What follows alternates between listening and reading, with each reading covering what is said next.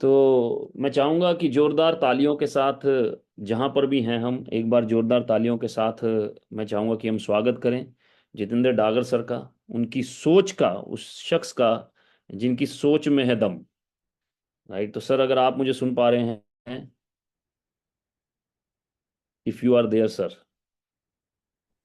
Yes, sir, I'm there. Right sir, welcome sir, welcome and thank you so much for your time in such a short notice. Thank you so much sir. Thank you, Bhatia sir. Thank you so much, and thank you everyone. Good evening, everyone. Uh, आज का session practically बताऊं, मुझे भी नहीं पता कैसे लेना है। वैसे मुझे यूजुअली कभी भी नहीं पता होता कैसे लेना, बस ये पता है कि जाना है, बात करनी है, लोगों से इंटरेक्ट करना, that is what I know. आज का प्रोडक्ट सेशन है क्लीनिंग रेंज पे। तो इसमें मैं दो तीन चीजों के पर्सपेक्टिव पे बात करना चाहूंगा when I am thinking in my mind.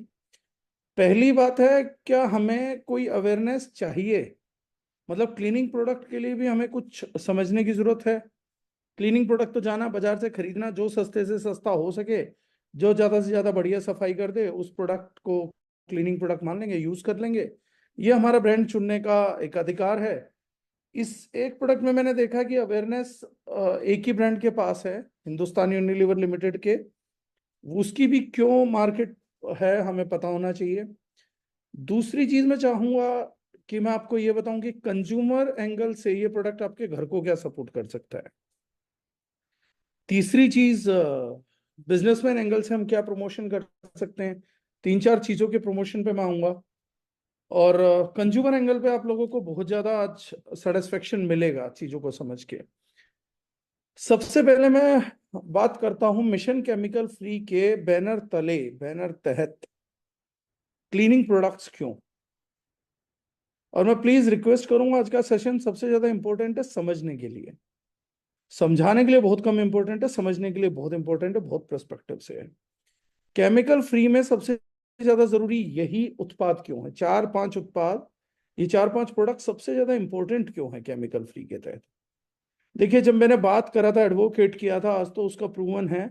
दारुशनाइन वो पहली ऑर्गेनाइजेशन थी, और मैं बड़ा प्राउडली बोलता हूँ आज इस चीज को, जब झारखंड वाली रिसर्च आई तो इस दुनिया में मैं पहला वो शख्स था जिसने इस चीज को एडवोकेट किया कि केमिकल्स ही हमारी प्रकृति के विनाश के पीछे हैं, केमिकल्स ही मानव विनाश के पीछे हैं, और केमिकल्स ही हर प्रकार के समूल विनाश के पीछे चल रहा है। ये एक ऐसी चीज है जो ना केवल मनुष्यों को नुकसान पहुंचा रहा है, प्रकृति को नुकसान पहुंचा रहा है, जीव जंतुओं को नुकसान पहुंचा रहा है, बनाने वालों को नुकसान पहुंचा रहा है। जो बनाने वालों को ओनर है, शायद उसको ना पहुंचाता, वो फैक्ट्री में नहीं बैठता।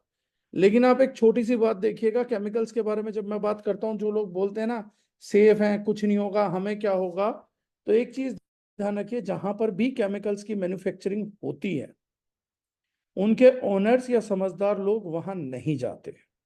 जितने भी समझदार लोग वहां पर एंटर करते हैं वो मोस्टली पीपी किट में होते हैं, कंप्लीटली कवर्ड होते हैं, यहां तक कि मुंह नाक भी कवर करके जाते हैं। और जब वो बना के प्रोडक्ट फॉर्मुलेट कर देते हैं तो वो कंज्यूमर्स पे चले जाते हैं। अब खेती के केमिकल्स के बारे में सब अवेयर हो गए, क्योंकि फूड से कंसर्न था ना। एक आदमी की चेतना के कुछ क्षेत्र होते हैं, कुछ मैं बोलूंगा दायरे होते हैं, कुछ पहलू होते हैं, ऐसा कुछ भी बोल सकते, स्टेजेस होती हैं। अब चेतना के स्टेज पे केमिकल खाने में डल रहा है, ये सुनते ही आत्मा कांप जाती है, रूह कांप जाती है। पेस्टिसाइड जहर है, डाल रहा है। जेन गॉर्डन मैडम ने जब स्टेटमेंट दिया, ऐतिहासिक स्टेटमेंट दिया, जिसने मेरे दिमाग को भी बहुत चेंज किया, कि कोई भी व्यक्ति खेती में जहरीले उत्पाद डाल के ये कैसे सोच सकता है कि ये फसल जो है वो किसी के लिए भी फायदेमंद होगी। जिन गॉर्डन मैडम का जब ये स्टेटमेंट आया तो वो विस्मयकारी स्टेटमेंट था, कि वाकई में यार इंसान कितनी मूर्ख प्रजाति है, खेती में जहर डाल के ये सोचता है कि ये कुछ लाभदायक चीज है। इतना मूर्ख कोई जानवर, कोई जीव नहीं है, यहाँ तक कि कीड़े भी नहीं है, वो भी नहीं खाते उस फसल को। तो ये जो था, ये हम लोगों के लिए बड़ा समझदारी का विषय रहा। लोग जानने लगे, लोग जागरूक होने लगे, खेती के विषय में जागरूक होने लगे, फूड प्रोडक्ट्स के विषय में जागरूक होने लगे। Insecticide free, pesticide free, chemical free products की डिमांड बढ़ने लग गई। फूड आइटम्स में मैं बात कर रहा हूँ। दारुजनाइन स्पेशल क्यों, उसको समझिएगा। अभी तक कोई भी व्यक्ति केमिकल फ्री प्रोडक्ट्स की बात कर रहा था तो वो समझता सिर्फ खेती से संबंधित। लेकिन एक बड़े दायरे को, बड़े लोगों को ये समझ में आया, काफी बड़े दायरे में, कि खेती से ज्यादा केमिकल्स जो यूज हो रहे हैं वो पर्सनल केयर कॉस्मेटिक्स में यूज हो रहे हैं, पर्सनल केयर में यूज हो रहे हैं। आपकी टूथपेस्ट, खेती के अंदर डलने वाला केमिकल, जब आप पूरे दिन भोजन करते हैं तो अकॉर्डिंग टू ए डेटा हमारी बॉडी के अंदर प्रतिदिन लगभग 60 से 70 mg जाता है। कोई चीज ली, खाई, मुंह के रास्ते गई, 60 से 70 mg तक एक्सपोजर है केमिकल्स का जो हमारे शरीर में जाता है। लेकिन ये प्योर पॉइजन है, इसलिए ज्यादा रिस्की है। प्योर पॉइजन ही है, 70 mg प्योर पॉइजन। फिर हमारी बॉडी कुछ डिटॉक्स कर पाती है। अब सेकंड स्टेज पे पर्सनल केयर कॉस्मेटिक्स जब हम लगाते हैं, टूथपेस्ट यूज किया, साबुन नहाने का यूज किया, या हम लोगों ने कुछ और चीज इस्तेमाल करी, शैम्पू यूज किया, फेस वॉश यूज किया, कोई क्रीम इस्तेमाल करी, हम कभी उसके बैक साइड इंग्रेडिएंट्स पढ़ते ही नहीं थे वो बना किस चीज से है। और 26 सेकंड के अंदर हमारी स्किन से एब्जॉर्ब होके वही केमिकल पदार्थ हमारी रक्त वाहिनियों में, हमारी जो नलिकाएं होती है, रक्त नलिकाएं, या हम बोले ह्यूमन ब्लड वेन्स, उनके अंदर एंटर कर जाता है। खून के थ्रू ये सारे ऑर्गन्स में जाता है। मेनली जिन जगहों को इफेक्ट करता है वो है एंडोक्रीन ग्लैंड्स। जैसे महिलाओं में ब्रेस्ट, यूट्रस, ओवरीज, इनको इफेक्ट करता है। पुरुषों में जो है वो अलग ऑर्गन्स को इफेक्ट करता है, प्रोस्टेट को बहुत अटैक करता है। इस प्रकार से अलग अलग केमिकल्स एंटर करते हैं। अब मान लीजिए 50-50 mg रोज भी खाया तो जो जहर लेने का हमारा इंटेक है वाया फूड आइटम्स, वो 30 × 50 mg, लगभग 1.5 ग्राम हम महीने में खाते हैं। लेकिन नहाने के साबुन में जितने केमिकल्स यूज होते हैं अदर देन नेचुरल एक्टिव्स या नेचुरल चीज, एक साबुन की टिकिया में मान लें कि 100 ग्राम में 55 ग्राम केमिकल था, तो उसका लगभग 60 ग्राम यानी कि 32 से 33 ग्राम महीने में हमारे खून में चला जाता है, जिस केमिकल के प्रति हमारी कोई अवेयरनेस नहीं है। भाटिया साहब ने एक विषय उठाया, अच्छा मेरे बोलने से पहले बोलना चालू किया सेफ्टी साइड के लिए। उन्होंने अच्छा बात बोली कि सिंथेटिक केमिकल्स नहीं है, क्योंकि एक समझदार आदमी बेवकूफों के सवालों से बचना चाहता है, और भाटिया साहब समझदार व्यक्ति हैं। अब बहुत से लोग बोलते हैं केमिकल मत बोलो, हार्मफुल केमिकल बोलो। आप मैन मेड केमिकल भी होते हैं, सिंथेटिक केमिकल भी होते हैं। उनसे मुझे एक सवाल है, और ये आप कभी भी रख लीजिएगा। आज जो समझदार हमें हार्मफुल केमिकल समझा रहे हैं उन लोगों का स्वागत है, जो लोग मुझे सिंथेटिक केमिकल समझा रहे हैं उनका भी स्वागत है। लेकिन अगर आप इतने इंटेलिजेंट बन गए थे और जब ये पब्लिक मर रही थी और आपको इतना ज्ञान था, तो आप सो कहाँ रहे थे, उसका जवाब मुझे चाहिए। अगर आपको हार्मफुल यूजफुल पता था, आप हार्मफुल शब्द जानते थे जिसके लिए आज आप इतना बहस उन लोगों के साथ कर रहे हैं जो दुनिया में कुछ अच्छा करने की कोशिश कर रहे हैं, तो आप तब कहाँ थे जब इस मुद्दे की जरूरत इस विश्व को थी। और अगर आपको पता है कि केमिकल्स हार्मफुल होते हैं, तो आज आप हमारी तरफ खड़े क्यों नहीं? आप हमें लोग ठीक समझते हैं, लेकिन से समझदार लोगों को एक बात बता देते हैं। इस हिंद विश्व में हुआ था, वहां के लोगों ने सबसे पहले ध्यान दिया था, उसके बाद अडॉप्ट किया था यूएस ने। यूके और यूएस में पहली बार कई नामकरण हुए, synthetic chemicals, harmful chemicals,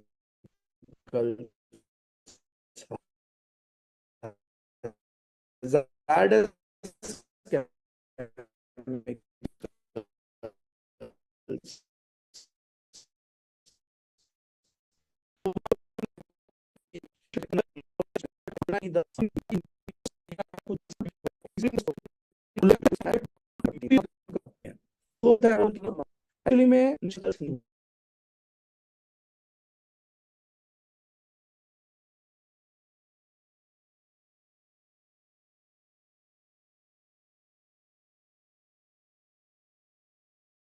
extractions, non enzyme based extraction, solvents, PPB, PPM, सारी बात करेंगे भाटिया साहब एक दिन बैठ के इन लोगों से तसल्ली से। जब प्रोफेसर हैं ही तो थोड़ी सी प्रोफेसर गिरी दिखाने का मौका मिलना चाहिए। मुझे भी थोड़ा ये रहे कि अब पढ़ाई लिखाई कम हो गई होगी तो दोबारा पढ़ेंगे। तो अगली बार सर इन लोगों के साथ हम इंटरेक्ट ही नहीं करेंगे। सिंथेटिक केमिकल वगैरह ज्यादा बात करी तो हिंदी भाषा में समझा देंगे, एक सेशन ही ले दूंगा उस पर पूरा। उस दिन के बाद ये केमिस्ट्री नहीं पढ़ेंगे, क्योंकि स्कूल में भी तो नहीं पढ़ी ना इन्होंने। ये तो हमने थोड़ा सा जिक्र चालू किया तो इन लोगों ने हल्की फुल्की पढ़ ली, वरना स्कूल में कौन से नंबर आते थे इनके, फर्रे लगा लगा के तो इन्होंने H2O के मोलिक्यूल्स को डिसइंटीग्रेट इंटीग्रेट किया था। खैर, अब आते हैं सब्जेक्ट पे इससे निकल के कि सिंथेटिक क्या, नॉन सिंथेटिक क्या है।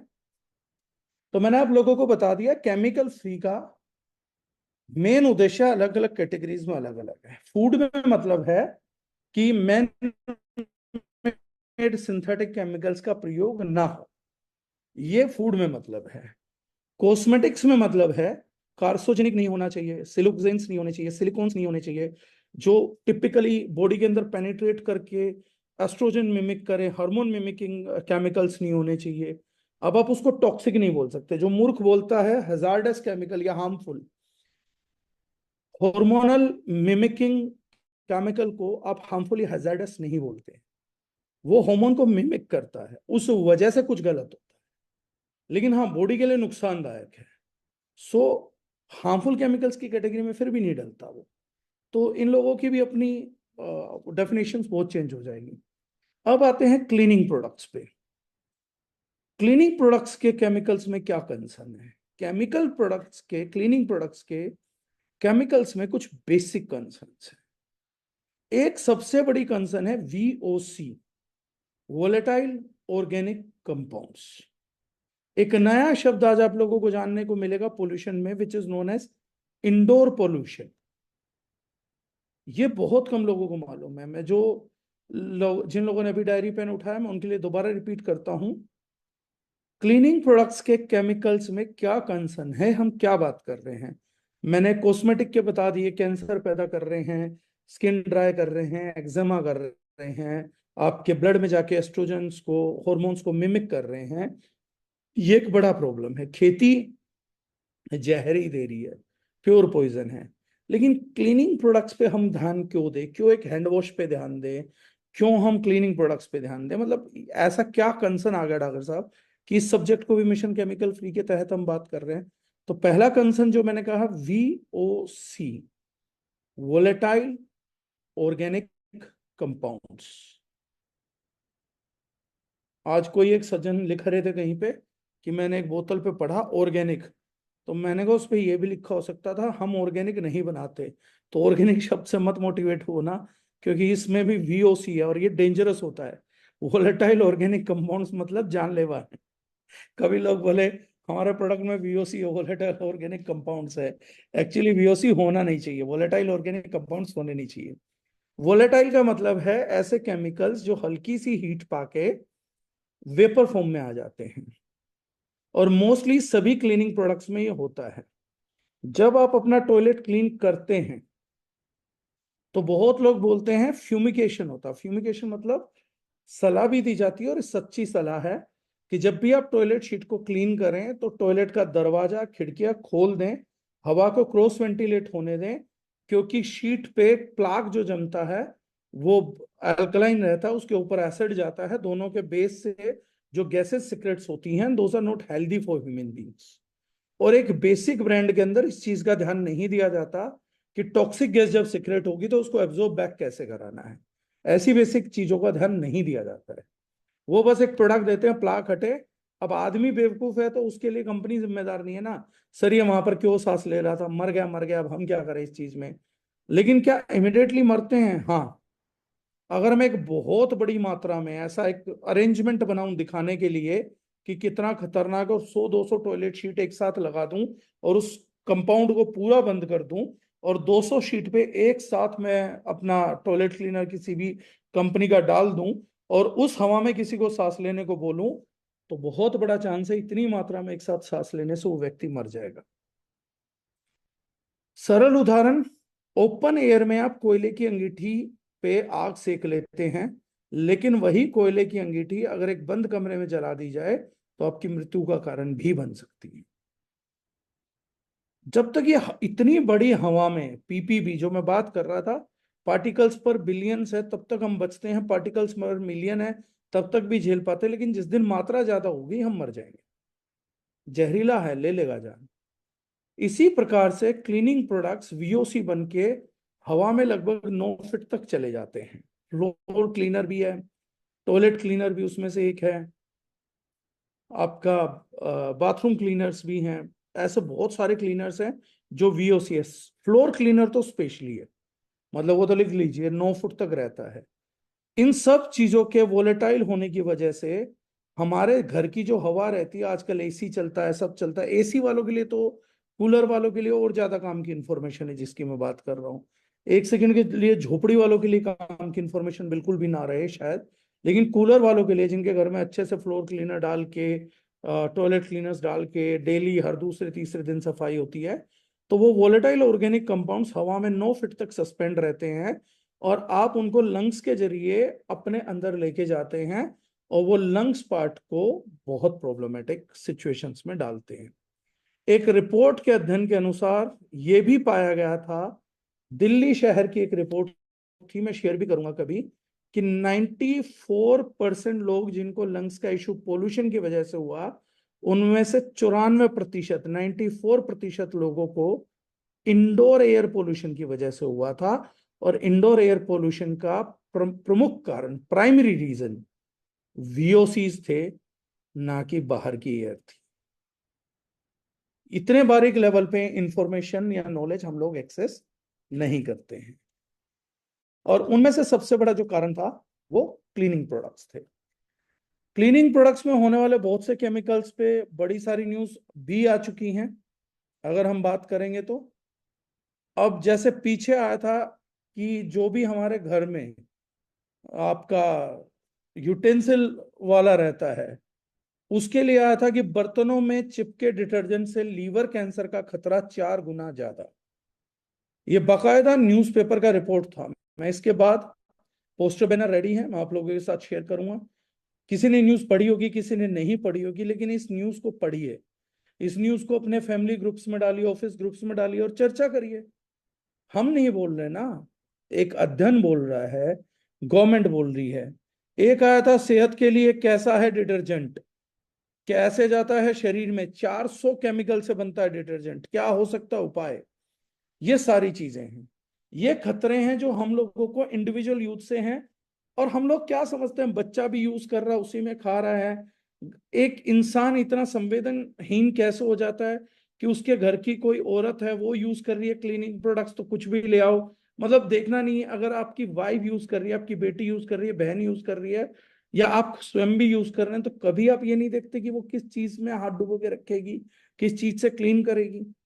कई लोग बोलते हैं हमारे घर में माई है, जो चीजें स्किन के थ्रू एब्जॉर्ब होंगी, स्किन के थ्रू डैमेज करेगी, वो महिला भी जब उसी स्किन के थ्रू उनको वॉश करेगी, तो स्किन के भी रेजिड्यू रह जाते हैं, वो स्किन के भी रेजिड्यू रह जाते हैं। वो जाने वाला यही है। मैंने एक शुरुआत में ही दारूजन के शुरुआत से लेनियार्ड्स वगैरह पे एक चीज प्रमोट की थी, वसुदेव कुटुंबकम। वो बहुत कम लोगों को समझ में आया, ये संसार एक परिवार है। एक्चुअली मेरा बताने का मतलब ये था कि अगर आपके डिटर्जेंट से, आपके केमिकल से आपकी घरवाली की तबीयत खराब हो रही है, तो इस नेचर ने कुछ ऐसा कानून या कुछ ऐसा जरूर किया होगा कि उसके कुछ करने से आपकी तबीयत भी जरूर खराब होगी। वसुदेव कुटुंबकम का ये मतलब नहीं था पूरा संसार एक परिवार है, उसका एक मतलब ये था कि आप अपने परिवार के किसी व्यक्ति को जाने अनजाने चोट पहुंचाएंगे, तो गलती से वो व्यक्ति भी जाने अनजाने आपकी चोट पहुंचने का कारण बनता है। और मेरी ये बात केवल शास्त्रों से नहीं निकली है, साइंस से भी निकली है। इसको बोला जाता है, जो पढ़ाकू है पढ़िएगा, द बटरफ्लाई इफेक्ट, जिसमें यह बताया गया है कि संसार का बड़े से बड़ा चक्रवात किसी तितली के पंख फड़फड़ाने से आता है। कल रात जो दिल्ली में चक्रवात आया था, आप लोग यकीन भी नहीं कर पाएंगे, उसका भी 99.99% रीजन अकॉर्डिंग टू साइंस, कल किसी तितली ने पंख फड़फड़ाए होंगे, दिल्ली में तूफान ले आई, मेट्रो रोक दी, कई पेड़ गिरा दिए, कई गाड़ियां तोड़ दी, कई घरों का विनाश कर दिया। यकीन करना नामुमकिन है, लेकिन जिसको नहीं हो रहा, इस सेशन के बाद गूगल पे जाके पढ़िएगा, द बटरफ्लाई इफेक्ट। तो अगर हमारे अनजाने में हमने घर की औरत को किसी को डैमेज किया है, वो काम वाली थी या कोई भी थी, इसलिए मैं कभी किसी से बदतमीजी नहीं करता। मैं डरता हूँ, डरपोक आदमी हूँ। चाहे वो ड्राइवर हो चाहे कुछ भी है, मैं बदतमीजियों से बचता हूँ, क्योंकि मैंने उसको हर्ट किया है। वो खुद बदला लेने में सक्षम नहीं है, तो ईश्वर बदला लेगा। प्रोडक्ट अच्छे बनने का भी एक कारण यह था कि मैं जानता था कि लोगों को नहीं पता वो क्या इस्तेमाल करेंगे मेरे थ्रू, लेकिन मैं उन्हें गलत चीज दूंगा तो कल को प्रकृति या समाज मुझे भी गलत देगा। मैं बच नहीं सकता, कोई नहीं बचा सकता, कोई ताकत नहीं है। और बचाएगा कौन? भगवान खुद ये करता था, वो मुझे नहीं बचाने आएगा। तो बहुत जरूरी है कि हमारे एक्शंस क्या हैं इन टर्म्स ऑफ बिजनेस। इसी से तीसरी चीज जुड़ती है वसुधैव कुटुंबकम से। तीसरा खतरा क्या है क्लीनिंग प्रोडक्ट से? क्लीनिंग प्रोडक्ट से सबसे बड़ा खतरा है, जब आप लोगों ने देखा होगा छठ पूजा मनाई जाती है तो यमुना में बहुत ऊपर ऊपर तक झाग भरा हुआ है। कभी आप लोगों ने विचार किया ये झाग कहाँ से आता है, किस चीज से आता है? एक दिन मुझे बड़ा बुरा लगा, मैंने एक स्लोगन भी दिया, अभी तक उस पर बड़ा काम नहीं कर पाया हूँ। ईश्वर ने अभी उतना सामर्थ्य नहीं दिया, चीज नहीं दी। लेकिन आज आप लोगों के साथ शेयर करता हूँ, क्योंकि एक जूम मीटिंग मेरी पहले की भी है, ये भी रिकॉर्डेड होके यूट्यूब पे जाएगी तो लोग याद रखेंगे। एक दिन मैं सुबह दिल्ली में ड्राइव कर रहा था और मैंने बैनर्स पे लगे देखा, एक पॉलिटिकल पार्टी दूसरी पॉलिटिकल पार्टी से सवाल कर रही थी कि सीएम साहब बताइए यमुना कब साफ होगी, यमुना अब तक साफ क्यों नहीं हुई? तो मैंने कहा देखो यार, कितना गजब का मुद्दा है, कितना गजब का मुद्दा है। एक पॉलिटिकल पार्टी दूसरी पॉलिटिकल पार्टी को आरोप लगाने के लिए हमारी ही नदी का इस्तेमाल कर रही है, और उस नदी में झाग के पहाड़ है। मैंने कहा काश ये मैसेज लगवाते कि दिल्ली की जनता जवाब दे यमुना कब तक साफ होगी। क्योंकि मैंने थोड़ा पढ़ा था एक बार, तो मुझे समझ में आया था कि जितना हम घरों से ड्रेन करते हैं केमिकल, उसका लास्ट में सोर्स जाके कहीं ना कहीं यमुना जी में गिरता है। जो इतना झाग रोज यमुना जी में खड़ा रहता है, ये कोई इंडस्ट्री पागल थोड़ी ना है।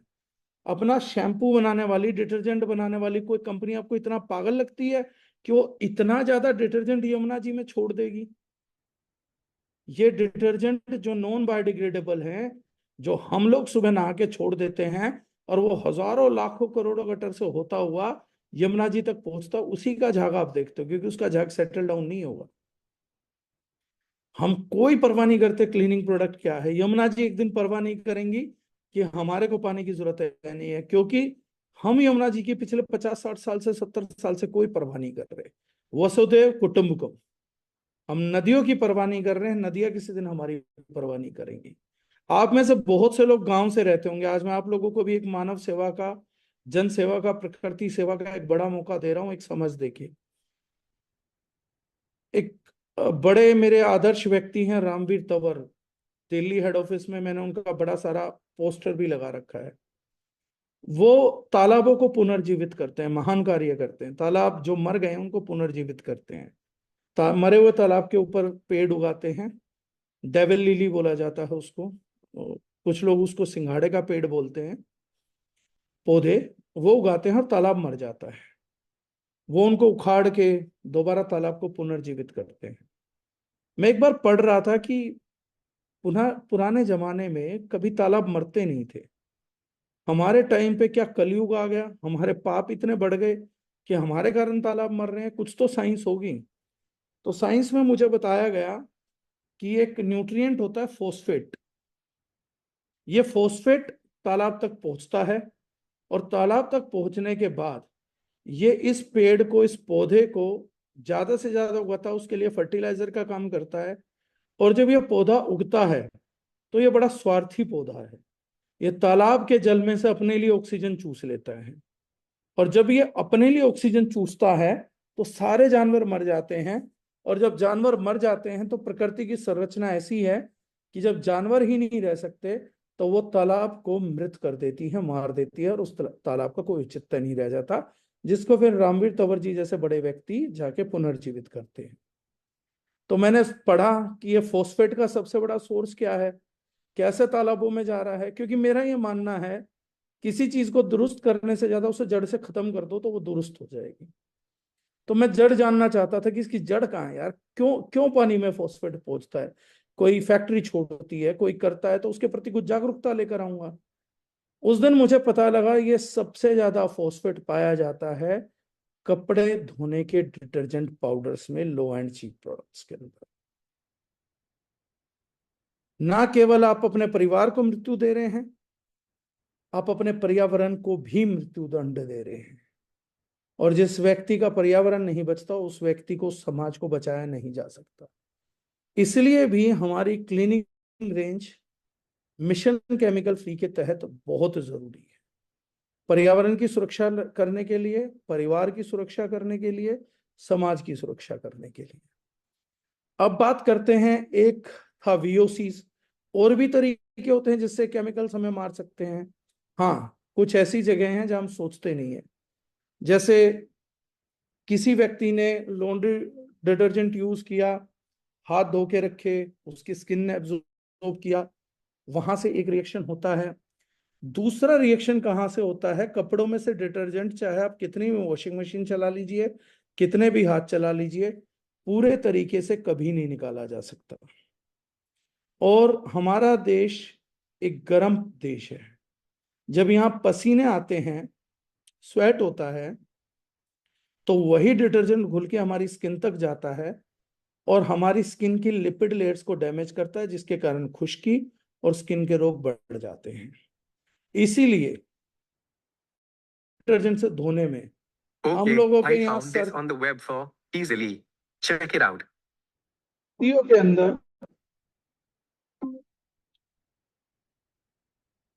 सर्दियों के अंदर बहुत ज्यादा इशू नहीं होता, लेकिन गर्मियों में जैसे ही स्वेट आता है तो स्किन की डिजीज बढ़ने लगती है। जबकि आयुर्वेद या स्किन डिजीज डर्मेटोलॉजिस्ट के अनुसार स्किन की डिजीजेस हमेशा सर्दियों में बढ़नी चाहिए, ना कि गर्मियों में।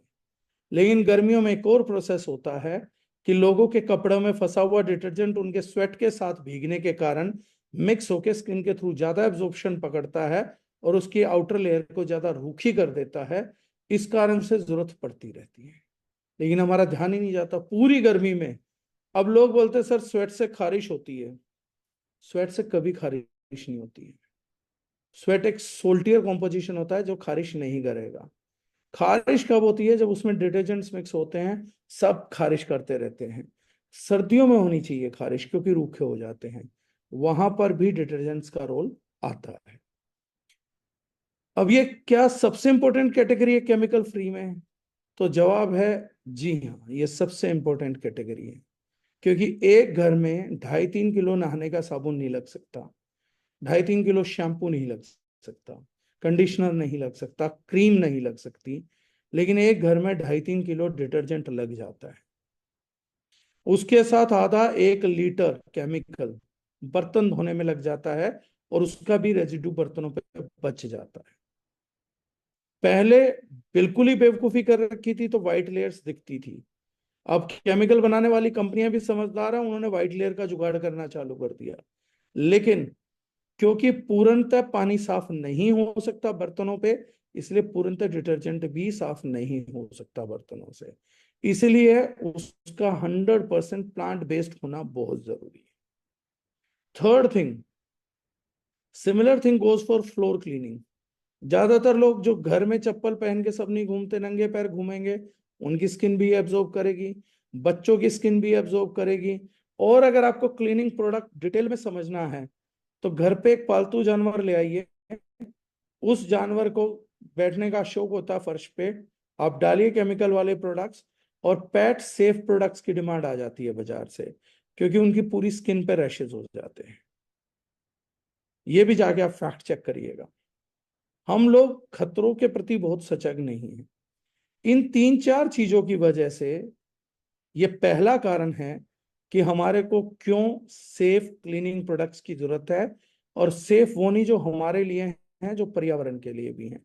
तो ये हमारी पहल अपने लिए, पर्यावरण के लिए और सबके लिए है। इसमें सबसे बड़ा चैलेंज ये था, हम लोगों के लिए था, कि हमसे पहले 1-2 ब्रांड में ऐसे क्लीनिंग प्रोडक्ट्स थे, लेकिन वो बहुत ही कॉस्टली थे। अब दूसरा भी एक कारण है जिस वजह से हमें करना पड़ा, हम ये प्रोडक्ट इंजीनियर कैसे कर रहे हैं वो आपको समझना बहुत जरूरी है। इन प्रोडक्ट्स में कोई पैसा नहीं खर्च करना चाहता। ये सबसे बड़ी दुविधा है, सबसे बड़ी। हम महंगा नहीं कर रहे हैं, लेकिन दुविधा क्या है, पैसे खर्चना नहीं चाहता कोई। इसलिए ज्यादातर कंपनीज क्लीनिंग प्रोडक्ट्स बनाते हुए क्या करती हैं, वो बहुत ज्यादा फिलर्स का इस्तेमाल करती हैं ताकि पैकेजिंग बड़ी दिखे। यानी प्रोडक्ट की एफिकेसी बढ़ाई जा सकती है। मान लो कि कोई बर्तन धोने का आपका वर्ल्ड फेमस ब्रांड है, आप जानते हैं मैं किसकी तरफ इशारा कर रहा हूं, वो उससे कहीं ज्यादा एफिकेटेड प्रोडक्ट बना सकता है, लेकिन ब्रांड क्या दिखाना चाहता है, 125 रुपए में, 100 रुपए में इतनी बड़ी बोतल, इतनी बड़ी बोतल। ये माइंडसेट जो हमारा ना, कम में इतनी बड़ी बोतल। इस प्रोडक्ट में पानी मिलाते रहिए और आपको कितनी बड़ी बोतल बनानी है बनाते रहिए। आधी कंपनी कहती है हमारा उनसे भी सस्ता है। एफिकेसी देखिएगा, फर्क दिख जाएगा, क्योंकि एक ही इंग्रेडिएंट डलता है बीच में, उसी का ऊपर नीचे होना होता है। तो इसलिए भी हमने पर्यावरण को बहुत नुकसान करा कि बड़ी प्लास्टिक की बोतलें बनाए। तो जहां 10 बोतलों पे एक बोतल बिकनी थी, वहां 10 बोतलें बेचनी चालू करी। तो हम वो वाली बोतल खरीद के प्लास्टिक कंट्रीब्यूशन भी बढ़ा रहे हैं। बड़े छोटे छोटे फैक्टर्स हैं कि हमने जबरदस्ती पानी खरीद रहे हैं क्लीनिंग प्रोडक्ट्स में, और 10 गुना ज्यादा प्लास्टिक प्रदूषण में चीजें गवा रहे हैं।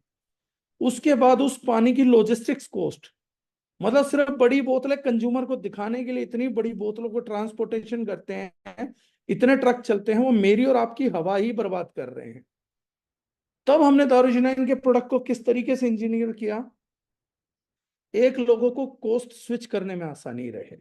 ये हमारी पहली प्राथमिकता थी। दूसरी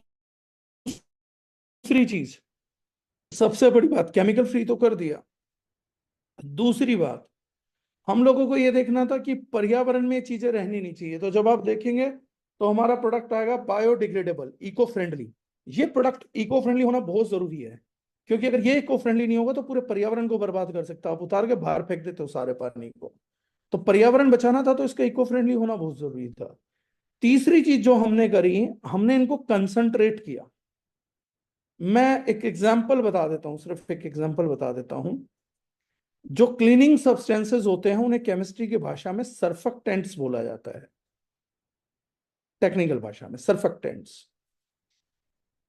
क्लीनिंग पोटेंसी किसी भी ब्रांड की, आज आप लोगों को थोड़ी कंज्यूमर अवेयरनेस दे रहा हूं जो आपके लेवल पे कभी होती नहीं है, आज बता रहा हूं। किसी भी क्लीनिंग प्रोडक्ट को जब हम चेक करते हैं कि ये कितना एफिकेटेड है, तो हम चेक करते हैं कि भैया ये इसकी बोतल के अंदर सर्फेक्टेंट कितना परसेंट है।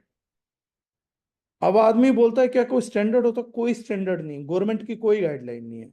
मैं आपको 5% सर्फेक्टेंट का भी प्रोडक्ट दे सकता हूं, और मैं आपको 42-45% तक का सर्फेक्टेंट का प्रोडक्ट भी दे सकता हूं।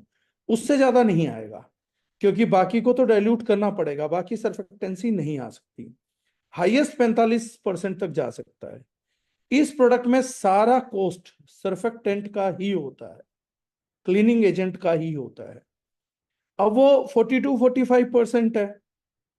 बाकी में क्या भरा जाएगा बोतल में, बाकी में पानी भर के थिकनर डाल दिया जाएगा, गाढ़ा कर दो। और मैं आज आप लोगों के कमाल की बात बताता हूं, जो प्रोडक्ट जितना गाढ़ा किया जाता है वो थिकनर से ही किया जाता है, सर्फेक्टेंट कोई गाढ़े नहीं होते। लेकिन हमारे यहाँ दिमाग, क्या गाढ़ी चीज है, गाढ़ी गाढ़ी मतलब और तगड़ी और बढ़िया। सर्फेक्टेंट उसको गाढ़ा नहीं करता, सस्ता थिकनर डाल के गाढ़ा किया जा सकता है, बहुत आसानी से किया जा सकता है इस प्रोडक्ट को गाढ़ा। तो हम लोग अगर 6% इंग्रेडिएंट डाल दें 42% की बजाय, तो प्रोडक्ट की कॉस्ट सीधा 7 गुना कम हो जाएगी। 7 गुना कम प्रोडक्ट कॉस्टिंग पे बाकी पानी डाल के थोड़ा सा थिकनर डाल दो, काम हो गया। जितने ब्रांड एक दूसरे से सस्ता कंपेयर करते हैं, उसे खेल के ही सस्ता और महंगा है। अब 16% किसी ने डाला है, किसी ने 14% डाला है, किसी ने 13% डाला है, तो उसने अपना 20% पैसा बचा लिया। और आपको कोई बहुत मोटा अंतर नजर नहीं आता, क्योंकि वो हल्का हल्का ही डिफेक्ट करेगा, 10-20%। तो आदमी बाजार से एक बार खरीद लाता है कि यार वो 115 की थी, ये 100 की मिल गई। एक्चुअली उसने 20% सस्ता किया था, लेकिन आपने 15%, 10% में खरीद लिया। यानी एक्चुअली में 100 रुपए वाला प्रोडक्ट आपको महंगा पड़ा है। 115 में आपको 16% सर्फेक्टेंट मिल रहा था, और आपको 100 रुपए में 13% मिला है, तो आपको कटौती 20% सर्फेक्टेंट की हुई, लेकिन अगले ने प्रॉफिट आपको 10% पास किया, यानी 10% उसने आपसे लूट करी। लेकिन एक आम व्यक्ति क्या समझता है, नहीं ब्रांड वैल्यू नहीं है भाई साहब, मैं सस्ता खरीद लाया। ये एक बहुत ही रीजनेबल अप्रोच है बेवकूफ बनाने की। हम लोगों ने क्या करा, हम लोगों ने कहा कि हम इसको एक जेन्युइन प्राइस पे प्रोडक्ट को प्रमोट करेंगे, लेकिन जितना हाईएस्ट सर्फेक्टेंसी लेवल हम अचीव कर सकते हैं, उतना सर्फेक्टेंसी लेवल हम लोगों को अचीव करना चाहिए। 42%, 43%, 45%, ये क्यों जरूरी है? इससे कॉस्ट तो बढ़ेगी कन्वेंशनल प्रोडक्ट के मुकाबले, वो हम कहीं ना कहीं कंट्रोल करेंगे, लेकिन सबसे बड़ी जरूरत ये है कि व्यक्ति के घर पे 16-16% की 3 बोतलें जाएं, उससे बढ़िया है 42-45% की 1 बोतल जाए। तो 3 बोतलों का प्लास्टिक पोल्यूशन रुकेगा, 3 बोतलों की लॉजिस्टिक्स कॉस्टिंग रुकेगी, और उस व्यक्ति को भी इसके इस्तेमाल का फायदा होगा कि वो 120 की 3 बोतलें खरीद रहा था 360 में, उसकी बजाय वो 180 या 200 रुपए में उतना ही मटेरियल खरीद लेगा। इसको बोलते हैं हम कंसंट्रेटेड क्लीनिंग। 16% वाला डायरेक्ट टू यूज है, कंसंट्रेटेड क्लीनिंग में वाटर डाल के यूज किया जा सकता है। गाढ़े पतले से कोई फर्क नहीं पड़ता है क्लीनिंग पे। अब कई लोग जो बोलते हैं नहीं सर क्लीनिंग का गाढ़ेपन से फर्क पड़ता है, चलिए मैं बता देता हूं। आप लोग कोई भी डिटर्जेंट पाउडर लीजिए जो अच्छे से अच्छा है, उसको पानी की बाल्टी में डालिए, ज्यादा मात्रा में भी डाल लीजिए, अगर पानी कभी गाढ़ा हो जाए तो मुझे वापसी आके बताइएगा। पानी पानी रहता है, उसके गाढ़ेपन पे कोई फर्क नहीं पड़ता। अगर क्लीनिंग प्रोडक्ट के डालने से कोई चीज गाढ़ी होती, पानी गाढ़ा होता, तो बॉस वो मैल कैसे निकालेगा कपड़ों से? सोचने की बात है। चलिए ये एक टॉपिक था।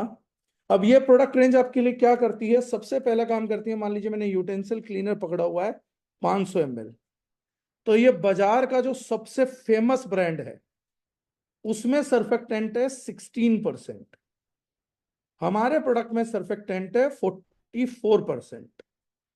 यानी अगर आप एफिकेसी चेक करना चाहेंगे तो मार्केट के टॉप ब्रांड से, जो बाजार का टॉप ब्रांड है, उससे लगभग ये प्रोडक्ट 3 गुना इफेक्टिव है मिनिमम साइड।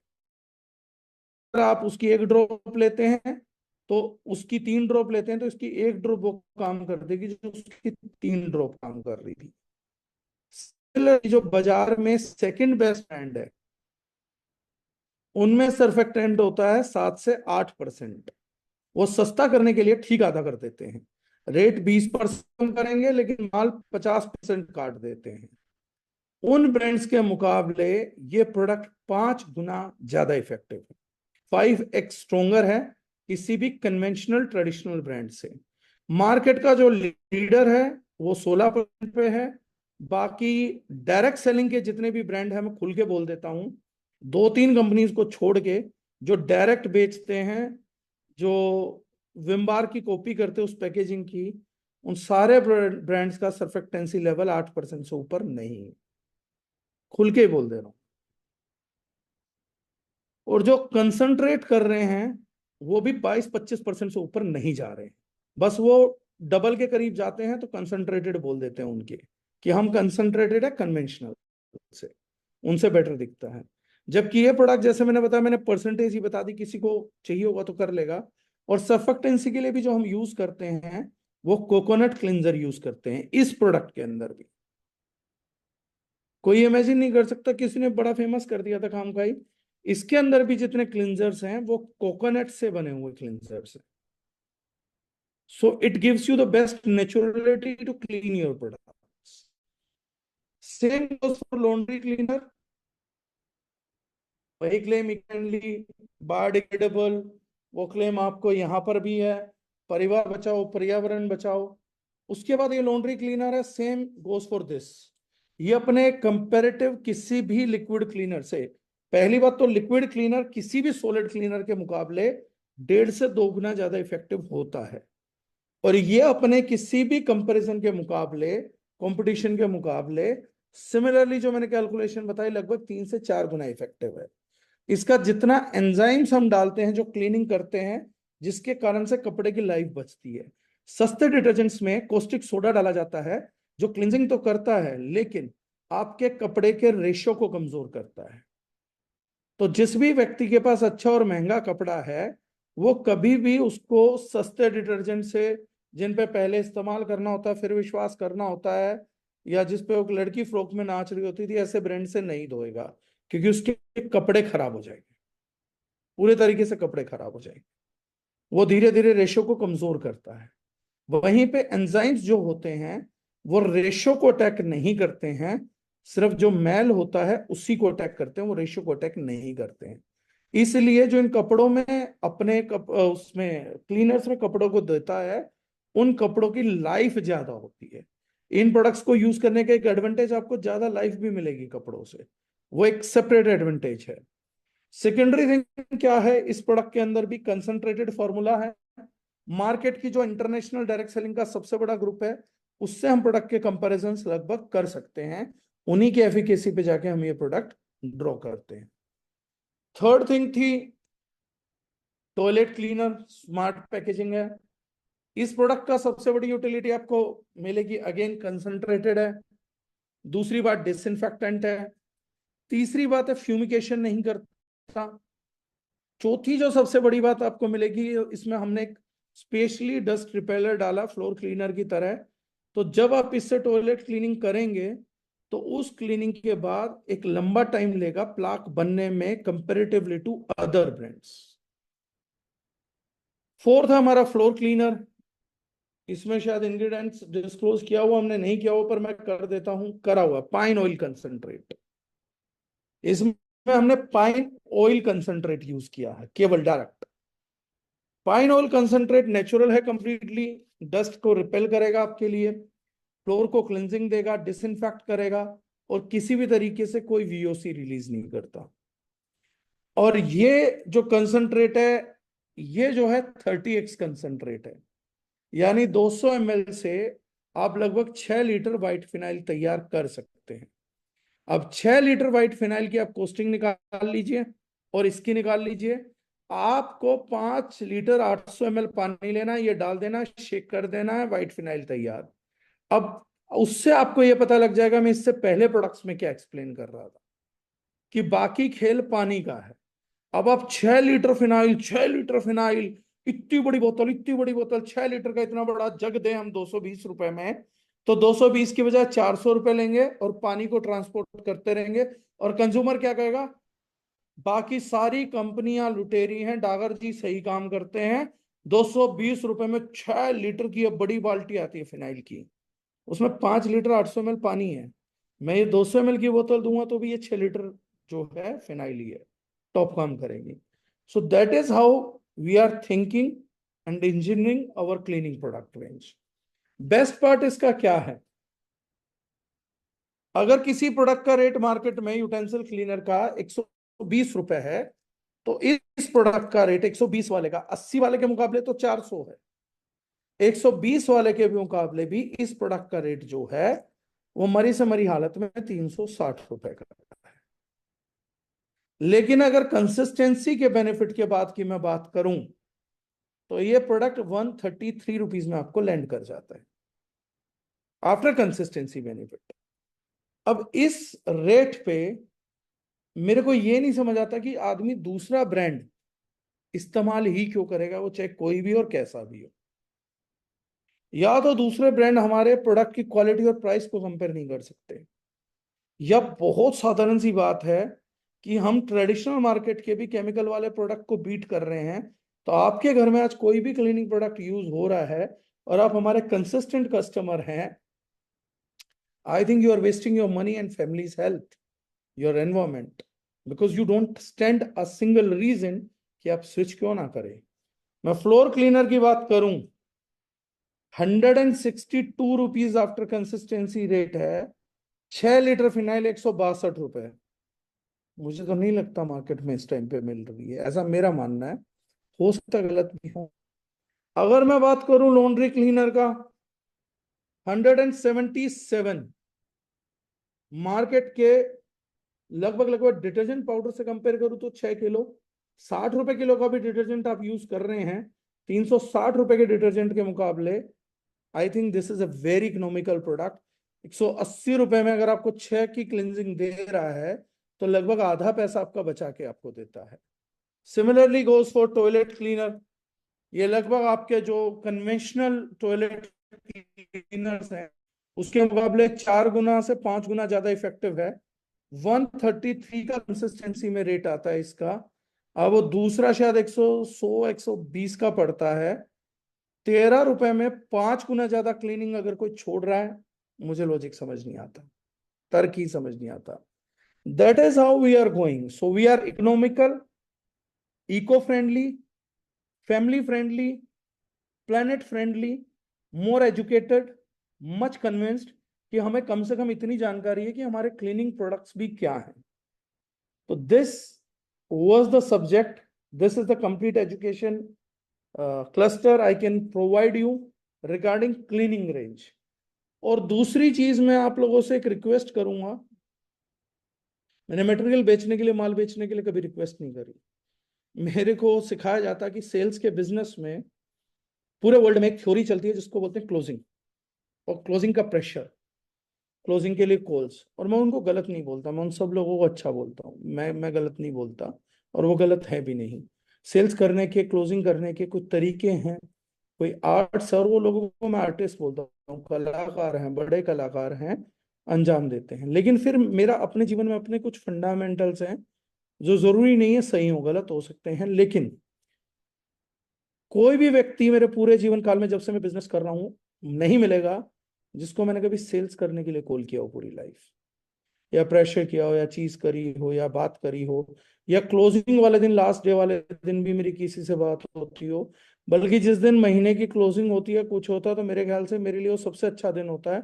उस दिन मैं पूरा दिन रेस्ट करता हूँ, मैं खुश होता हूँ कि कम से कम आज लोग मुझे फोन नहीं करेंगे, आज रेस्ट का डे, आज कोई मिलने नहीं आएगा। तो मतलब मैं बड़ा हैप्पी फील करता हूँ। लेकिन still for the first time मैं आज आप लोगों को एक बात बोल रहा हूँ।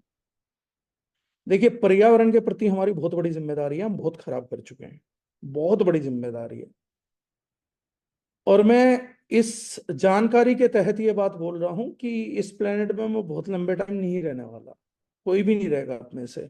और फिर भी कोई रहना चाहे, परमात्मा करे किसी 500 साल, 1000 साल की उम्र हो। पर मैं यही देखता हूं, दिल्ली के माहौल में, दिल्ली की पोल्यूटेड हवा में बचपन से पला हूं। 65, 66, 67 भी कर जाए परमात्मा की दया से तो बहुत बड़ा टाइम होगा। तो मुझे लगता है कि बहुत लंबा टाइम नहीं है प्लेनेट को सुधारने के लिए। हमारा तो क्या सुधार होना मालूम नहीं है। लेकिन मुझे ये लगता है कि जितने दिन भी इस धरती पे मैं हूं, मेरी जिम्मेदारी बहुत बड़ी है कि बहुत जल्दी इन चीजों पे हमारे को एक्शंस लेने चाहिए और परिवार दर परिवार सुधार लाना चाहिए। तो मैं आप लोगों से एक रिक्वेस्ट करूंगा कि अपने घर में कम से कम जो प्रोडक्ट ज्यादा यूज होते हैं, जैसे हैंड वॉश है, डिटर्जेंट है, लॉन्ड्री क्लीनर है, यूटेंसिल क्लीनर है, वो इमिडिएटली रिप्लेस कर दीजिए। क्योंकि वो परिवार, आपके प्लेनेट और पर्यावरण के लिए किसी के लिए अच्छा नहीं। और जब रेट आपको इकोनॉमिकल मिल गया, स्विच करने के ऑप्शंस आपको मिल गए, तो कोई सेकंड थॉट होना नहीं चाहिए। और दूसरा, मैं ये नहीं जानता कि आप लोग कैसे बिजनेस करेंगे, कैसे नहीं, क्या कमाएंगे क्या नहीं। लेकिन मैं एक चीज मानता हूं, अगर कोई व्यक्ति कुछ भी नहीं कर रहा है तो एटलीस्ट इस महीने में प्लीज इस मुहिम को एक सहयोग दीजिए कि हर व्यक्ति कम से कम क्लीनिंग प्रोडक्ट्स को लेकर अपने गली मोहल्ले में, भाड़ में क्या बिजनेस होगा होगा, नहीं होगा नहीं होगा, अगर आप उनको बिजनेस नहीं कराना चाहते, एटलीस्ट इस अवेयरनेस को लेके मेरे सेशन को सुन के हम यूट्यूब पे डाल देंगे, लिंक आपको भेज देंगे, मैं पोस्टर भी भेज दूंगा जहां पर न्यूज आई हैं। एटलीस्ट एक कमिटमेंट खुद से, इंसानियत के नाते, इस प्लेनेट के नाते करिए कि यार ये चीज अगर इस ग्रह के लिए अच्छी और सही दाम पे हो रही है, तो एटलीस्ट मैं 10-10, 20-20 लोगों को जागरूक करता हूँ। और अपनी जीवन में एक मिशन बनाता हूँ कि कम से कम मैं 100 लोगों को तो ये प्रोडक्ट पहुंचाऊं। यार दोस्त, रिश्तेदारों को फोन करके तो कन्विंस करूं, बात तो करूं। और कोई रीजन नहीं है ना उनके पास।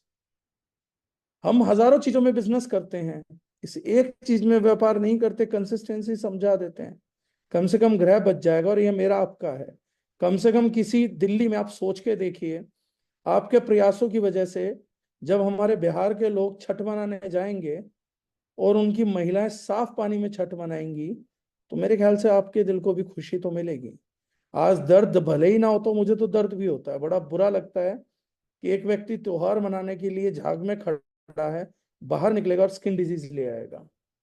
बड़ा दुख होता है, बहुत ही वो दिन अजीब होते हैं। मतलब मैं हर साल की न्यूज़पेपर की कटिंग दिखा सकता हूँ जब मैंने लोगों को छठ मनाते देखा, और मैं हर साल ध्यान देता हूँ कि क्या इस बार यमुना जी में घटा, क्या इस बार यमुना जी में घटा, क्या इस बार यमुना जी में घटा। इसके लिए मैंने एक बार स्लोगन भी सोचा था, तुम्हारी यमुना तुम्हें ही बचानी होगी, पॉलिटिकल पार्टीज नहीं बचाएंगी। नदियों को पोल्यूट पॉलिटिकल पार्टी इंडस्ट्रियलिस्ट नहीं कर रहे हैं, एक्चुअली में गुनहगार हम लोग हैं। तो प्लीज मेरी आप लोगों से एक रिक्वेस्ट है, बाकी सब चलता रहेगा। जीवन है तो बिजनेस है, बिजनेस है तो खेल है, खेल है तो खेल रहे हैं, कभी किसी को नीचा दिखाने के लिए, कभी किसी को ऊंचा दिखाने के लिए। लेकिन इस खेल को खेलिए आने वाली जनरेशन्स के लिए, इस खेल को खेलिए, लोगों तक पहुंचाइए, कम से कम इस प्लेनेट को मुक्ति दिलाने के लिए। इस प्लेनेट को रामवीर तंवर की जरूरत नहीं है, हम में से हर एक व्यक्ति की जरूरत है। जिसको आज परमात्मा ने नॉलेज दी, कम से कम 10-20 लोगों तक पहुंचाइए। आपको भी परमात्मा ने किसी वजह से नॉलेज पहुंचाई होगी। मेरे को जब ये चीजें पता लगी थी तो मैंने बकना चालू कर दिया। मैं बिजनेस नहीं सोच रहा था, मैं बिजनेस नहीं भी होता तो ये भोगता रहता। मैंने भोगना चालू कर दिया था कि परमात्मा ने किसी वजह से मेरे तक पहुंचाया तो मुझे आगे तक लेके जाना है। ये सोच के मैंने इस चीज को जिया है, इस चीज को किया है। और शायद वही ईमानदारी में प्रोडक्ट्स में दे पाता हूँ, इसीलिए लोग मानते हैं। और इसीलिए शायद दुनिया का भला हो पा रहा है, मेरे मेरे माध्यम से हो पा रहा है। कर ऊपर वाला रहा है। तो बस यही रिक्वेस्ट आप लोगों से है, अपना डिसीजन स्विच करिए। आज घरों में जाके देखिए कि आपके घर में क्या रखा हुआ है। मैं तो डेफिनेटली कोई ऑडिट नहीं करने वाला हूँ, लेकिन आप खुद से देखिए, खुद से सवाल करिए। और एटलीस्ट एक जिम्मेदारी लीजिए कि अगर आप 50-100 लोगों को जानते हैं, मसाले वो बदले ना बदले, समझ आ जाए बदल ले, उन्हीं का भला होगा, ईश्वर करे। कॉस्मेटिक बदले ना बदले, वो भी उन्हीं के भले में है। लेकिन क्लीनिंग प्रोडक्ट वो जरूर बदले, क्योंकि ये सबके भले में। कोई अपने भले से भी ज्यादा सोचे तो बहुत बढ़िया बात होगी। तो यही मेरी रिक्वेस्ट है। This is very very great category to save planet rather to make sales. और मैंने उतना ही बड़ा सेशन उतने ही दिल से लिया, जबकि मैं ये जानता हूं ये प्रोडक्ट रेंज ना हमारे डिस्ट्रीब्यूटर को कमा के देती है, ना कंपनी को कमा के देती है। लेकिन फिर भी मैं इस प्रोडक्ट को पूरे दिल से प्रमोट करता हूँ, क्योंकि उस ग्रह को बचा के देती है मुझे, जिस ग्रह का मैं वासी हूँ, जिस ग्रह ने मुझे सब कुछ दिया, आप लोग दिए, इज्जत दी, समाज दिया, खुशियां दी, परिवार दिया। उस ग्रह के प्रति मेरी कुछ जिम्मेदारी है, इसलिए इस सेशन को मैं ज्यादा दिल से लेता हूँ। क्लीनिंग प्रोडक्ट्स पे मेरे से लोग सेशन कम करवाते हैं, उसका रीजन यही है कि डिस्ट्रीब्यूशन बहुत कम है, कमा के नहीं देता, कमा के कंपनी को भी नहीं देता, कमाए किसी को नहीं देगा। लेकिन ये प्रोडक्ट कमाने से ज्यादा दुआएं कमा के देता है। हर चीज पैसा नहीं कमाती, लेकिन अगर इस प्रोडक्ट के थ्रू ब्लेसिंग्स मिली, आशीर्वाद मिला, परमात्मा खुश हुआ, तो वो बिकने लग जाए जो दुनिया का मैं बिकता हूँ। क्योंकि मेरी टीम में एक लड़का हरीश, तो मैंने उसको बोला था, if you are doing something, तो मैंने कहा था बेचता ऊपर वाला है, तुम्हें तो बस उसकी करे गए काम करना था, तुम नहीं बेचते, तुम्हें तो पता ही नहीं। अगर किसी को ये वहम है कि मैं बेच रहा हूँ, या मुझे वहम है कि मैं बेच रहा हूँ, तो मैं आज बता देता हूँ, जिसको वहम है वो बेच रहा है, वो आज से 1 साल बाद अपनी सेल्स बता दे कितनी है। सिर्फ ईश्वर जानता आपकी सेल्स कितनी है, क्योंकि बेचता वो है। जो रेवेन्यू आपके खाते में आएगा सिर्फ ईश्वर देगा, वो जानता है कितना है। तो प्लीज इसको एक ईश्वरीय कार्य मानिए, परमात्मा का कार्य मानिए, प्लेनेट का कार्य मानिए, और इसको करिए। वक्त दर हम वक्त हम भी सुधार करेंगे।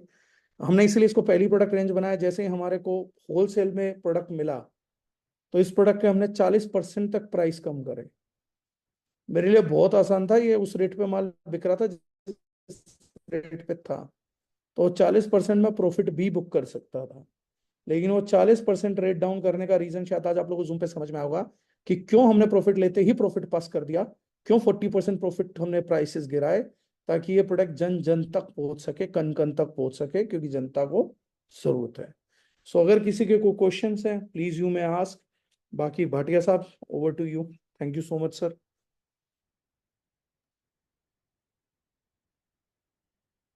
सर सैल्यूट है सर आपको। Thank you sir. आंखें ही नहीं, दिल और दिमाग सब खुल गया है। हाँ, होना चाहिए सर, प्लेनेट के प्रति जिम्मेदारी है। अगली पीढ़ी आप लोगों की इस ग्रह पे आ चुकी है, वो बड़ी हो रही है। इस हालत में तो ग्रह नहीं सौंप पाएंगे सर। हम वो माँ बाप हैं जिनके घर का लेंटर टूटने को है और बच्चों को विरासत देके जा रहे हैं और बच्चों को दुआएं दे के जा रहे हैं कि ये टूटे हुए लेंटर के घर के नीचे अपना परिवार बसाना, परिवार बढ़ाना। मुझे समझ नहीं आता, जिस घर की छत गिरने वाली है उसके बुजुर्ग अपने बच्चों को आशीर्वाद कैसे देते हैं, दूधो नहाओ पूतो फलो। इस लेंटर के नीचे नहीं पूत फल सकता, दूध से नहीं नहा सकते, ये टूटेगा। हमारे ऑफिस के बगल में एक्चुअली अनफॉर्चुनेट इंसिडेंट हुआ था, तब मेरा ये मनोभाव जागा था। दो बिल्डिंग छोड़ के तीसरी बिल्डिंग में बेचारा चाय वाला जो है वो चाय बेचता था यहाँ पर, और टूटा सा मकान था, रहने के लिए किसी से ले लिया, छज्जे गिरने वाले थे। उसने भी बड़ी समाज सेवा मान के दे दिया, पर ध्यान नहीं दिया कि इस मकान के छज्जे गिर रहे हैं, और उस गरीब ने भी ध्यान नहीं दिया कि ऐसी छत नहीं चाहिए होती। उसको सर एक छोटा सा बच्चा था, वो महिला दूध पिला रही थी और वो लेंटर गिर गया, और वो डेड बॉडीज मैंने खड़े होके सामने जाते देख ली सर। उस दिन मैं बैठ के सोच रहा था कि क्या उस आदमी ने कोई एहसान किया, उसे पता था मेरा मकान पुराना हो चुका है, इसके नीचे किसी को जगह नहीं मिलनी चाहिए थी, और उस गरीब को ये जगह नहीं मांगनी चाहिए थी। अपराध दोनों का सम्मिलित था, लेकिन एक 2-3 महीने के बच्चे ने सर उसकी कीमत चुकाई पूरी की पूरी। मतलब इमिडिएटली वो लेंटर गिरा और वो हो गए। तो ये प्लेनेट भी कुछ ऐसा बन चुका है सर। हम लोग तो जिंदगी जी चुके हैं। मैं तो ये बोल रहा हूँ, अगर ईश्वर ना करे कल भी मौत आ जाए तो मेरा क्या ही गया। एक लंबी भली जिंदगी देखी, खेले कूदे, लोगों से मिले। लेकिन नए बच्चे जो आ रहे हैं सर, उनको ऐसा ग्रह तो नहीं देना चाहिए जिसके लेंटर टूटे हों। मेरा तो खैर कोई बच्चा भी नहीं आ रहा है, और परमात्मा ने चाह तो इस जन्म में तो आएगा भी नहीं, कोई ब्लड लाइन में चाहता भी नहीं हूँ। क्योंकि ऐसे लेंटर के घर में कहाँ बच्चे लेके आऊं। कईयों ने मुझसे पूछा आप शादी नहीं करते। भैया, टूटे लेंटर के घर में मेरे पास दूसरी विरासत नहीं है ना, दूसरा ग्रह हो तो बच्चे कर लूं। घर तो मेरा ही है, मुझे पता है किस हालत में, जर्जर हालत में, बाकियों को तो मालूम नहीं है। कोई पेरिस समझौता कर रहा है, कोई ग्लोबल वार्मिंग समझौते कर रहे हैं। हम सोच रहे हैं 2050 तक कुछ होगा, तो हम तो कम से कम नहीं होंगे, हमारे बच्चे तो होंगे ही, उनके बच्चे तो होंगे ही। हम नहीं मरेंगे, हमारे पोते जल के मरेंगे। हम नहीं मरेंगे ग्लोबल वार्मिंग की बाढ़ में, मेरा पोता मरेगा। तो मैंने एक दिन घर पे कहा था, मैंने कहा मुझे इस माहौल में ना ब्लड लाइन लाते हुए डर लगता है। आप लोग ये पूछ रहे हैं मेरे से कि तू बच्चे नहीं करेगा तो वंश कैसे चलेगा। मैं तो कह रहा हूँ जिन्होंने कर लिए उनके भी वंश कहाँ ही चलने वाले हैं। जो हालत ग्रह की है, ये तो किसी का वंश नहीं चलने देगी। तो इसलिए मुझे लगता है मेरी नैतिक जिम्मेदारी जहां से जो कर सकता हूँ बचाऊं।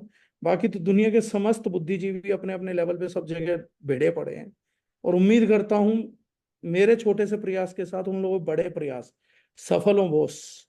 आप सबका वंश सिर्फ तब चल सकता है जब ये ग्रह चलता रहेगा। अगर ये ग्रह नहीं है ना, मैंने अभी पीछे लिखवाया था, there is no planet B.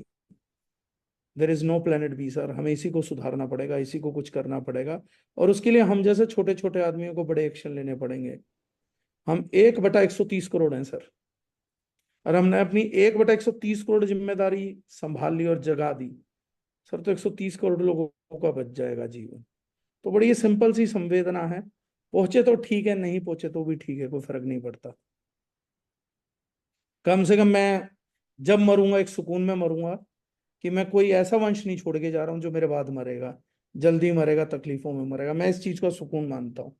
मैं कई बार इस चीज से परेशान था कि मेरे जैसा कॉन्शियस और जिम्मेदार आदमी शायद सुकून से नहीं मर पाएगा अगर उसे ये पता होगा कि उसके बेटे को यहाँ जल के मरना है या बाढ़ में आके मरना है। तो मेरे को लगा कि वो पेन शायद मैं ले नहीं सकता। तो मैंने कहा ऐसे ही रहते हैं जीवन भर, इस पेन को लेने से अच्छा है कि मैं कुछ काम करूं, दुनिया के वंश बच जाए, वो भी बहुत बढ़िया है।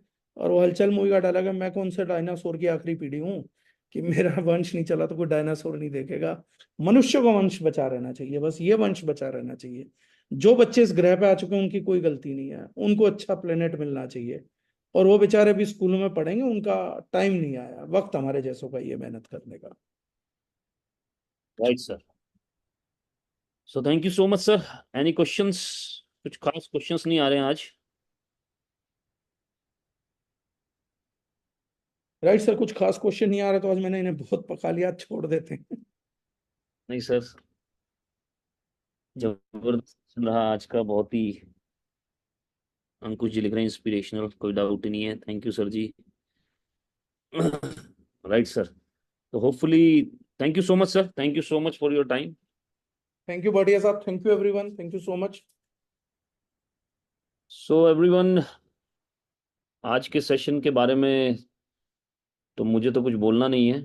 हाँ, ये जरूर बोलना है कि जैसा कि हम सब जानते हैं, अगर आप मेरी ही तरह अ, इस केमिकल फ्री मिशन का पार्ट हैं, तो हम सब जानते हैं कि हमें प्रोडक्ट को कम कॉस्ट में अफोर्डेबल अपने लिए कैसे करना है। उसका एक ही तरीका है, कंसिस्टेंसी। ऑल्दो ऑलरेडी हमारा प्राइस मार्केट के प्राइस से कम है, बट कंसिस्टेंसी आज और कल, tomorrow is the last date of consistency, right. So आज और कल मिनिमम 1500 DP का प्राइस का कंसिस्टेंसी डाल के आप अपने प्रोडक्ट मंगाकर और अफोर्डेबल कर सकते हैं अपने लिए। और दूसरी बात जो सर ने बोली, मैं तो वो करने वाला हूँ, राइट। 20 लोगों से बात करने वाला हूँ क्लिनिक प्रोडक्ट्स के बारे में, इन्हीं क्लीनिंग प्रोडक्ट्स के बारे में 20 लोगों से बात करने वाला हूँ, राइट। और जल्दी ही करने वाला हूँ। यहाँ तो करूँगा ही वेस्ट बंगाल में तो, पर लेकिन जब कभी घर पहुँचूंगा, जब भी घर पहुँचूंगा तो वहाँ जाकर भी करूँगा, राइट। सो क्लीनिंग प्रोडक्ट्स की बात ज़रूर करनी है हम लोगों को। और कुछ शब्द अगर आपको याद ना हो तो मैंने लिखा है VOC, volatile organic compounds, right, जो कि फ्यूमिकेशन क्रिएट करते हैं, राइट। और उसके बाद एक सबसे इंपॉर्टेंट बात, सरफेक्टेंट कितने परसेंट है। तो ऑलरेडी 42% हमारे पास सरफेक्टेंट है, राइट। और जो सरफेक्टेंसी के लिए जो हमने एजेंट इस्तेमाल किया है, that is coconut base, coconut base. तो वैसे तो मेरे पास बहुत कुछ लिखा हुआ है, जब भी मैं ट्रेनिंग अटेंड करता हूँ काफ़ी कुछ लिख लेता हूँ, राइट। लेकिन मेन मेन चीज़ें जो अभी इंपॉर्टेंट हैं वो ये हैं, राइट। और टॉयलेट क्लीनर हमारा डस्ट रिपेलर है, नो फ्यूमिकेशन, कोई फ्यूमिकेशन नहीं करता, राइट। और शानदार ट्रेनिंग रहा आज का, शानदार ट्रेनिंग। और आप सभी के लिए मैं इसको यूट्यूब पर भी डालने वाला हूँ, आपको एक लिंक भी दे दूंगा, आपके काम आएगा, राइट। और thank you so much, all the very best. और जितने भी लोग अ, हमारी टीम का हिस्सा हैं, बेसिकली वैसे तो हम एक ही टीम का हिस्सा हैं, केमिकल फ्री, तो कल सुबह जो हम 7 बजे का ट्रेनिंग कर रहे हैं उसमें ज़रूर आएंगे, right sir. Thank you so much everyone, and have a wonderful wonderful day. मैं चाहूंगा अंकुश जी मेरे साथ है, अगर अंकुश जी कुछ बोलना चाहें please, Ankush ji, before we close the show, because you are co host, अगर आप मुझे सुन पा रहे हैं तो, इफ यू आर बिल्कुल एबल। मोहम्मद सर, मैं अभी फील्ड एक्टिविटी के अंदर ही था, लेकिन फिर भी मैंने गाड़ी साइड में खड़ी करके पूरी मीटिंग अटेंड करी है। और it was such a amazing session sir.